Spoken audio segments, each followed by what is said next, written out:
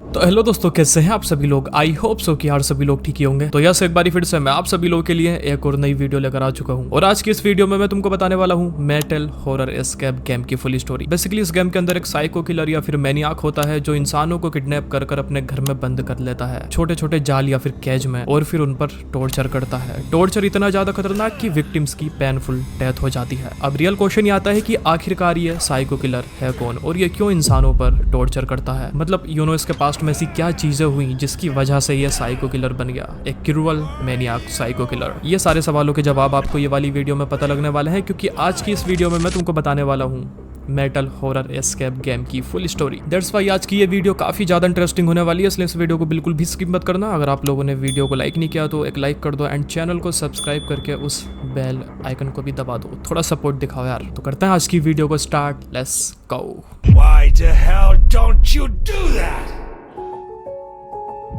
Okay, तो हमारी story की शुरुआत होती है अमेरिका के एक छोटे से टाउन से। तो अमेरिका के एक छोटे से टाउन में फैमिली रहती थी, 3 मेंबर्स की फैमिली, जिसमें थे हस्बैंड, वाइफ और उनका 6 साल का छोटा सा बच्चा जिसका नाम था फ्रैंक। अब ये जो फैमिली थी ये काफी नॉर्मल थी, जैसे दूसरी फैमिलीज होती हैं उसकी तरह इनकी लाइफ एकदम नॉर्मल चल रही थी। जो फ्रैंक के डैड थे उनकी एक अच्छी जॉब लगी हुई थी, और जो फ्रैंक की माँ थी वो एक हाउस वाइफ थी। बहुत ही जल्दी फ्रैंक का 7th बर्थडे आ जाता है और फ्रैंक के पेरेंट्स उसको एक सरप्राइज पार्टी देते हैं। बर्थडे में काफी खुशी का माहौल होता है, फ्रैंक बहुत ज्यादा खुश होता है। बट अनफॉर्चुनेटली ये खुशियां ज्यादा टाइम तक नहीं चलने वाली थी। बर्थडे के कुछ ही टाइम के बाद एक रात की बात होती है, बेसिकली मिडनाइट का टाइम होता है। फ्रैंक के घर में कुछ रॉबर्स घुस जाते हैं और चोरी करते हैं। जब वो चोर चोरी कर रहे होते हैं तो फ्रैंक के पेरेंट्स उनको पकड़ लेते हैं चोरी करते हुए अपने घर में। लेकिन चोरों के पास उस टाइम पर काफी गन्स और वेपन्स थे, और चोर बिना कुछ सोचे समझे फ्रैंक के पेरेंट्स पर गोली चलाना स्टार्ट कर देते हैं और उनको काफी सारी गोलियां लग जाती हैं। देन सडनली उस शूट आउट में फ्रैंक के डैड एंड मॉम की डेथ हो जाती है। शॉकिंगली जो फ्रैंक था वो अपने रूम के डोर से चुपके से ये सारी चीजें देख रहा था। लाइक रॉबर्ट्स ने उसके पेरेंट्स को शॉट करके मर्डर कर दिया था, तो ये सारी चीजें फ्रैंक अपने रूम से देख रहा था डोर के पीछे से। फ्रैंक पूरी तरह से शॉक्ड हो जाता है, उसको समझ में नहीं आ रहा था कि उसके सामने चल क्या रहा था। लाइक अब बोल सकते हो कि उसको इस चीज का काफी बड़ा सदमा लगता है। अब ये जो फ्रैंक नाम का बच्चा था इसकी एक सिंगल आंट थी, और जो उसकी आंट थी वो एक कंट्री साइड जगह पर रहा करती थी। लाइक एक ऐसी जगह जो पूरी तरह से सुनसान थी। वहां पर उनका एक फार्म हाउस बना हुआ था जहां पर वो खेती बाड़ी करती थी और छोटे मोटे जानवर भी पालती थी, जैसे कि रैबिट, चिकन्स और गोट। अब जो फ्रैंक था वो पूरी तरह से अनाथ हो चुका था बिकॉज ऑफ उसके पेरेंट्स का मर्डर हो चुका था उसकी आंखों के सामने ही। दैट्स रीजन जो फ्रैंक की सिंगल आंट होती है वो उसको अडॉप्ट कर लेती है, एंड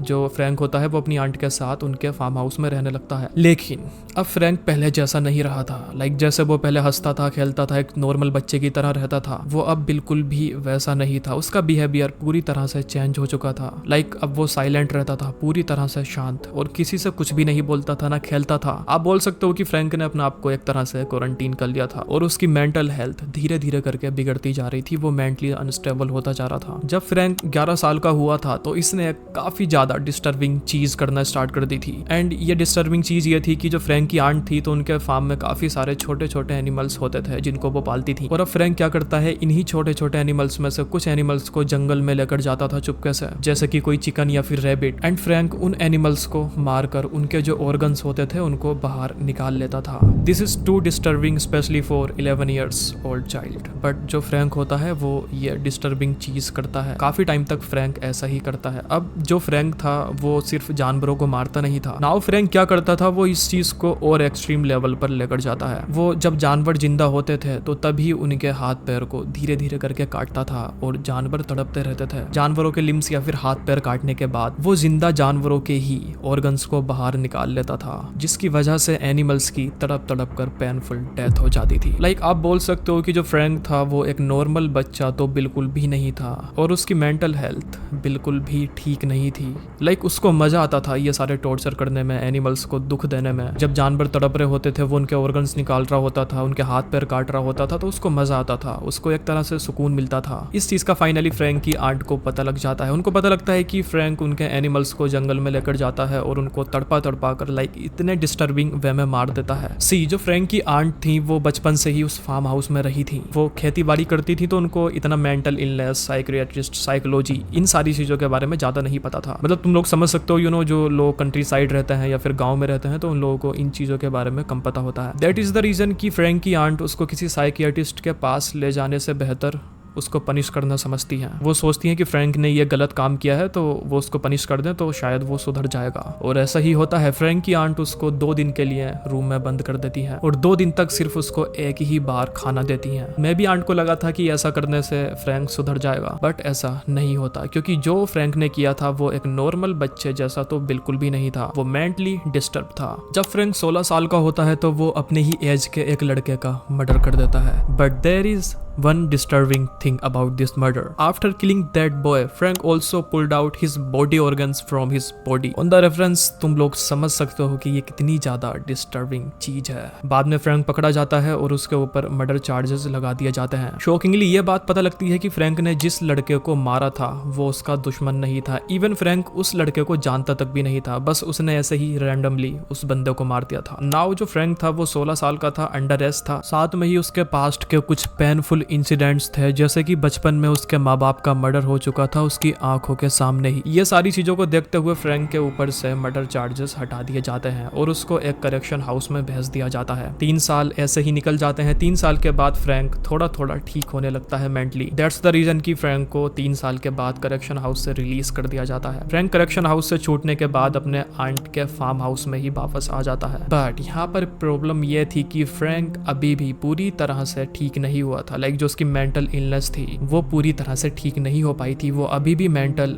इल था और उसके अंदर अभी भी वो मॉन्स्टर था। वो मॉन्स्टर जिसको टॉर्चर करने में बहुत ज्यादा मजा आता था। अपनी आंट के घर कुछ ही दिन रहने के बाद फ्रैंक एक रात एक बंदे को बेहोश करके अपनी आंट के फार्म हाउस के बेसमेंट में ले जाता है और वहां पर एक केज होता है या फिर एक छोटा सा जाल आप बोल लो, उसमें बंद कर देता है। और बहुत दिनों तक फ्रैंक उस बंदे को भूखा रखता है, टॉर्चर करता है। और ये वाली बात अभी तक आंट को नहीं पता थी कि जो उनका नेफ्यू है या फिर भतीजा, उसने एक बंदे को उनके घर के ही बेसमेंट में बंद करके रखा हुआ है। लेकिन एक दिन की बात होती है कि आंट को कुछ बेसमेंट में काम होता है तो वो वहां पर जाती है। जैसे ही वो बेसमेंट में जाती है शी वॉज टोटली शॉक्ड, क्योंकि वहां पर एक बंदा जिसकी काफी ज्यादा बुरी हालत थी, उसने बहुत टाइम से कुछ खाया नहीं था, भूखा था, वो एक एनिमल केज के अंदर बंद होता है। जैसे ही ये चीज आंट देखती है वो तुरंत समझ जाती है कि यह काम उनके नेफ्यू का ही हो सकता है। एंड आंट तभी बेसमेंट से बाहर निकलती है पुलिस को बुलाने के लिए, बट तभी उनके सामने उनका नेफ्यू यानी फ्रैंक आकर खड़ा हो जाता है। अब फ्रैंक को भी पता लग चुका था कि उसकी आंट ने उस बंदे को देख लिया है, इसलिए फ्रैंक एक क्रोवार से अपनी ही आंट के सर पर हिट कर देता है, जिससे उसकी आंट पूरी तरह से बेहोश हो जाती है। और अनकॉन्शियस होने के बाद वो अपनी आंट को भी उसी बेसमेंट में उसी बंदे के साथ केज में बंद कर देता है। आप बोल सकते हो कि ये इतना ज्यादा साइको हो चुका था, आई मीन फ्रैंक, कि वो उस बंदे के साथ साथ अपनी आंट जिन्होंने उसको पाला था उनको भी टॉर्चर करता है, दोनों को ही भूखा रखता है। एंड काफी टाइम तक टॉर्चर होने के बाद उसकी आंट और जो वो बंदा होता है उनकी जो सहने की लिमिट होती है वो खत्म हो जाती है। देन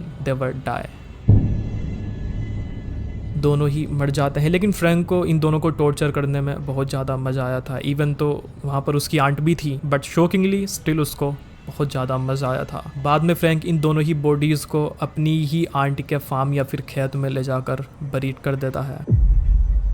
यहाँ पर फ्रैंक के पास एडवांटेज ये था कि जहाँ पर इसकी आंट का फार्म हाउस बना हुआ था या फिर जहाँ उनका घर था वो एक कंट्री साइड एरिया था। लाइक वहाँ पर कोई और दूसरा घर बना हुआ नहीं था, वो सुनसान जगह थी। डेट्स वाई किसी को पता ही नहीं कि उस फार्म हाउस के अंदर चल क्या रहा है और ना ही वहाँ पर कोई आता देखने के लिए। तो ये एक फ्रैंक के पास एडवांटेज था जिस तरह का काम कर रहा था उसके लिए। And now Frank become a professional psycho killer. वो एक मैनियाक बन जाता है जिसको लोगों को जानवर की तरह ट्रीट करने में, टॉर्चर करने में बहुत ज्यादा मजा आता था। नाउ फ्रैंक क्या करता है, वो एक मास्क पहनता है जिससे कोई भी उसको इन केस आइडेंटिफाई ना कर सके। मास्क पहनने के बाद वो निकल जाता है दूसरे इंसानों को पकड़ने या फिर किडनैप करने। जगह जगह से फ्रैंक इंसानों को किडनैप कर अपने फार्म हाउस में लेकर आता है और फिर उनको छोटे छोटे जाल या फिर एनिमल केज में बंद कर देता है। देन वो करता है अपने विक्टिम्स पर टॉर्चर इस तरह का कि वो अपने विक्टिम्स को दिनों तक खाना नहीं देता था, उनको भूखा रखता था और कई तरीके के औजार टूल्स का यूज करके उन्हें चोट पहुंचाता था, दुख देता था जिससे उनको दर्द हो। Because of the high intensity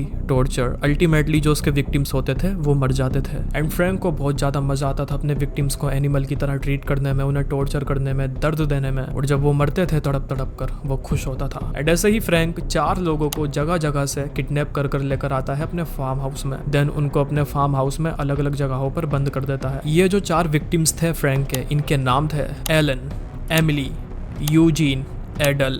और इन्हीं 4 विक्टिम्स के around metal horror escape game revolve हुआ था या फिर बना था। अब जो हमारा गेम में मिशन है वो ये है कि हमें इन चारों विक्टिम्स को उस मैनियाक या फिर साइको किलर से बचाते हुए उस फार्म हाउस से एस्केप करना है। लाइक आप लोग भी जानते ही होंगे अगर आप लोगों ने मीटल हॉरर एस्केप गेम खेला होगा तो। गेम के 4 अलग अलग पार्ट्स हैं जो चारों ही विक्टिम्स के ऊपर डिपेंडेड हैं एंड हर एक पार्ट में हमको एक विक्टिम को एस्केप कराना होता है। हाँ ओके, तो ये थी मेटल हॉरर एस्केप गेम की full story. I hope so कि अब आप लोग समझ चुके होंगे कि उस गेम के अंदर जो मैनियाक या फिर साइको किलर होता है वो इतना ज्यादा खतरनाक क्रूअल साइको किलर कैसे बन गया, उसके साथ इंसिडेंट्स क्या हुए, क्या पास्ट में ऐसी चीजें हुई जिसकी वजह से वो ऐसा बन गया। अगर आप लोगों को ये वीडियो पसंद आई हो तो प्लीज एक लाइक कर देना। और ये रहे आप में से कुछ लोगों के कमेंट्स को शॉर्ट आउट जिन्होंने मुझे पिछली वीडियोस में कमेंट्स किए थे। अगर आप लोग भी चाहते हो कि मैं आपके कमेंट्स को शॉर्ट आउट दूं तो इस वीडियो के नीचे अच्छे से अच्छा कमेंट कर दो, then I will give you shout out in my upcoming videos. तो जाकर जल्दी से कमेंट कर दो। चैनल को सब्सक्राइब नहीं किया है तो चैनल को सब्सक्राइब करके उस बेल